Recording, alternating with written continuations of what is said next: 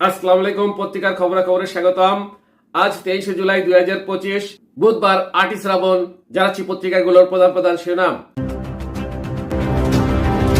সর্বপ্রথম Ittefaq main heading করেছে, মরদেহ শনাক্তে শুরু হয়েছে ডিএনএ নমুনা সংগ্রহ।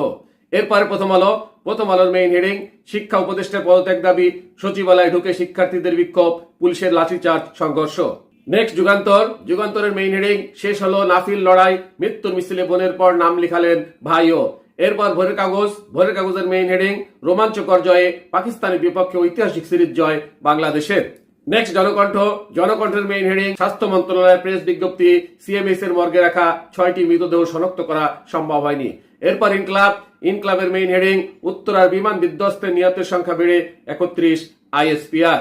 নেক্সট আমাদের সময়ের মেইন হেডিং, অশ্রুতে ভাসছে উত্তরার আকাশ বাতাস, নিহত বেড়ে 32, অনেকের অবস্থা আশঙ্কাজনক। এরপর কালের কণ্ঠের মেইন হেডিং, বোনের কাছে আমার লাশটা পৌঁছে দিও। এরপর সমকালের মেইন হেডিং, শিক্ষা উপদেষ্টার পদত্যাগ দাবি, সচিবালয়ের ভেতরে বাইরে সংঘর্ষ, আহত 75 শিক্ষার্থী।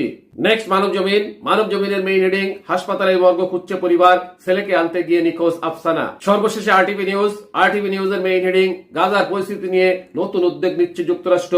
শুনলেন পত্রিকাগুলোর প্রধান শিরোনাম।